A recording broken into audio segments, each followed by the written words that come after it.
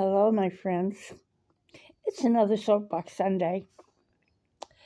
I want to talk to you today about the passage we know as the Golden Rule, which sets the standard for the behavior of a follower of Christ, and about a passage in Galatians which talks about the fruit of the Spirit. Jesus said in Matthew chapter 7, verse 12, "Therefore, all things whatsoever you would that men should do unto you, do you them. For this is the law and the prophecies." First thing he said, right off the bat, was not do unto others first.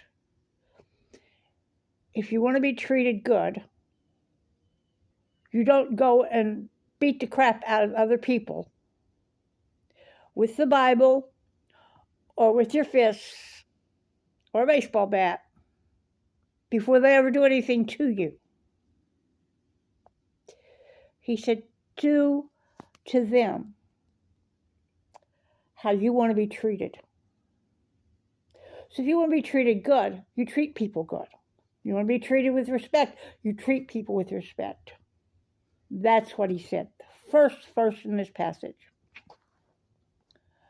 So, to continue, enter at the strait gate, for wide is the gate and broad is the way that leads to destruction, and many are those that go there.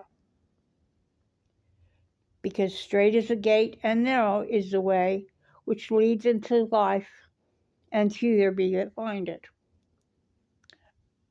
And he was talking here about not only how we treat others, but how we discipline ourselves.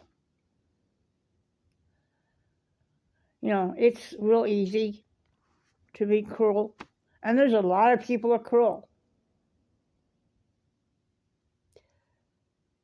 But it's a more difficult way, a more life-giving way, where kindness and compassion rule. And it takes a lot of discipline to be kind and compassionate in the face of the kind of things that we face today. He said, beware the false prophets. They come to you in sheep's clothing, but inwardly they are ravening wolves. Now, who are the false prophets? They present themselves as being so righteous and holy, but yet they are preying on our children, preying on our women, convincing you to give thousands and thousands of dollars into their ministry, even if it beggars you, so they can have new jets and cars and mansions paid for by you and not by them. You'll know them by their fruit. You'll know a tree by its fruit. So, do you gather grapes of thorns or figs of thistles?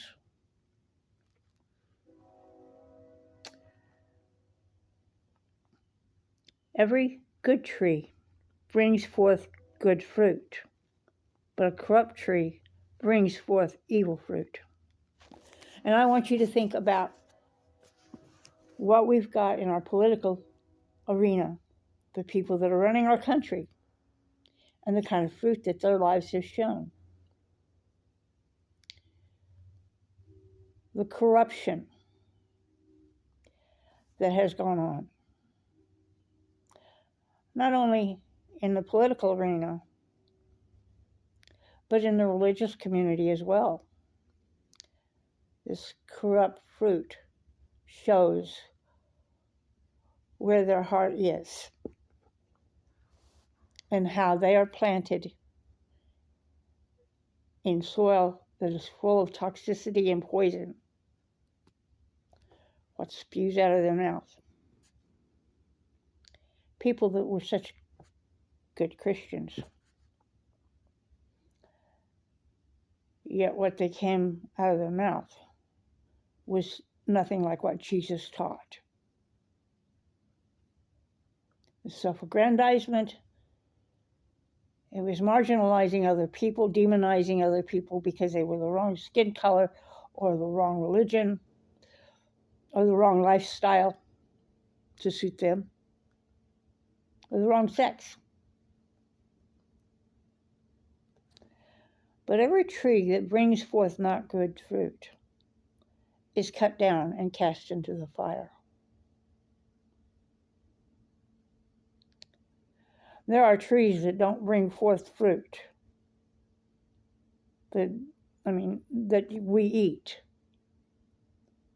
Trees that they grow and they give shade and they have their seed that, when they come to that proper time, the seed falls to the ground and new trees come from that. But when a tree is no longer producing the fruit of its type, and the roots are drying up, and it becomes a danger for a fire or to fall on a house or whatever, you'll get the lumberjacks come in and they'll cut it down. They cut it down not just, not to kill the tree as much as to protect the land and to protect the homes and what have you. But every tree that brings forth corrupt fruit is cut down and cast into the fire. You get, trees that get cut down, they get cut up, and they become lumber or they become firewood to get cast into the fire. Jesus spoke about this. So not everyone. Wherefore, by their fruits you shall know them. Not everyone that says unto me, Lord, Lord, shall enter into the kingdom of heaven. But he that does this, the will of my Father, which is in heaven, will enter into that kingdom. Many will say unto me in that day, Lord, Lord, have we not prophesied in your name? Have we not cast out demons? And in thy name have we not done many wonderful works? And he's going to look at them and he's going to say, I don't know you. I never knew you. Depart from me, you evildoer. Because they lived their lives doing evil when they should have been doing the good. When they didn't listen to what the Father of creation was telling them, that still small voice in their heart. So you could say you're a Christian. You can claim you're a Christian all day long. You can wear a big cross on your chest. You can have the Christian flag behind you. Have a big old Bible. And look down your nose at other people. But that don't make you a Christian. What makes you a Christian is you follow the teachings of Jesus. You live your life according to what Jesus taught. Not what somebody up in the pulpit says about what Jesus taught. You live your life according to what he taught. That's what makes a true Christian. And your hypocrisy, the corruption, is what's driving people away from the church. So yeah, this is a Soapbox Sunday. And you continue on. He says, and then in verse 24, therefore, whoever hears these sayings of mine and does them, I will then liken him to a wise man, which built his house upon a rock. And the rain descended, and the winds blew, floods came, and beat upon that house, and it didn't fall, because it was founded on a rock. It had a good foundation. And everyone that hears these sayings of mine and does not do them can be likened to a foolish man which built his house upon the sand. Beachfront property built on the sands. And the winds came, and the floods, and the rain, and beat against the house, and it fell. Coastal property during the hurricane season, or when there's a tsunami. What happens? Was it built on a good foundation? And when it comes, there's so much damage to those homes, and they're no longer livable because they were built on a foundation of shifting sand.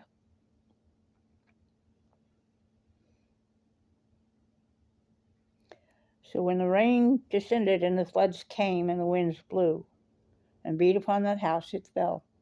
And great was the fall of it, the destruction of it. That's what Jesus said. Now, in Galatians, it tells us about the fruit of the Spirit.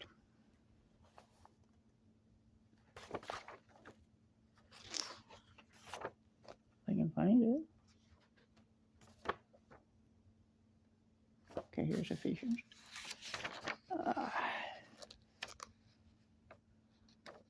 Now, I'm not necessarily the biggest fan of Paul, but he did have some good things to say.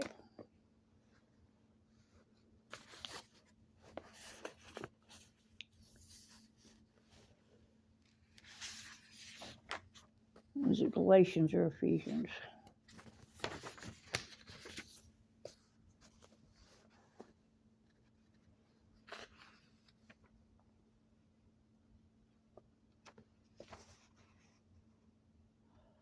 All right, Galatians 5.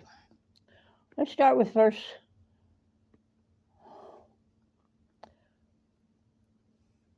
13. For brethren, you have been called into liberty.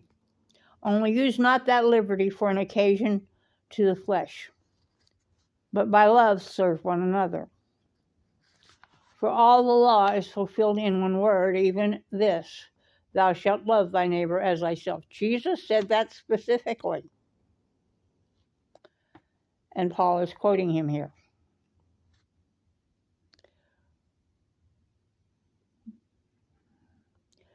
But if you bite and devour one another, take heed that you be not consumed one another. This I say then, walk in the Spirit, that you shall not fulfill the lust of the flesh. For the flesh lusts after the Spirit, and the Spirit against the flesh, and these are contrary one to the other, so that you cannot do the things that you would. But if you're led of the Spirit, you're not under the law. Now the works of the flesh are manifest, which are these, and I want you to think about the people that are in power, both in the church and in politics. Adultery, fornication, uncleanness, lasciviousness, idolatry, witchcraft, hatred, variance, emulations, wrath, strife, sedition, and heresies. Envyings, murders, drunkenness, revilings, such have been, which I tell you before, I have never As I have also told you in times past, the things that do such things shall not inherit the kingdom of God. But the fruit of the Spirit, love, joy, peace, long-suffering, gentleness, goodness, faith, meekness, temperance, against such there is no law. And they that are Christ's have crucified the flesh with the affections and lusts. So if we live in the Spirit, let us also walk in the Spirit. Let us not be desirous of vainglory, provoking one another and envying one another. Now, like I said, this pagan reads her Bible. And when I want to go back to the original translations of things, I have a great tool. Strong's Exhaustive Concordance of the Bible. And it has the Greek and Latin and Hebrew in the back, to where you can take a word from a particular verse, go back there and read what it actually means. And when I first started working with Strong's Concordance, I did it because I have a horrible memory. And, when I was a kid, I memorized Bible verses. And to this day, I can still quote a lot of verses, but I can't tell you where they're at. But I can quote them word for word. I go in there and I find out where it's at. And then I go and I look at what it actually said in the original language. I keep telling people, if you want to know what things actually said, you got to go back to the original languages. You got to go back to the Hebrew and the Aramaic. You got to go back to the Greek Septuagint. You got to go back to the Latin Vulgate. You've got to go back to the original languages that were spoken during the time of Jesus and the various prophets of the Old Testament. You've got to learn those languages and learn what they meant. A Bible scholar does that. They don't just depend on what the preacher's talking in the pulpit. Seminary students do that. They go back to the original Bible. You get your master's in theology. That means that you have done the work and you've done the questioning. You didn't just accept what was being said. Your thesis, your final exams.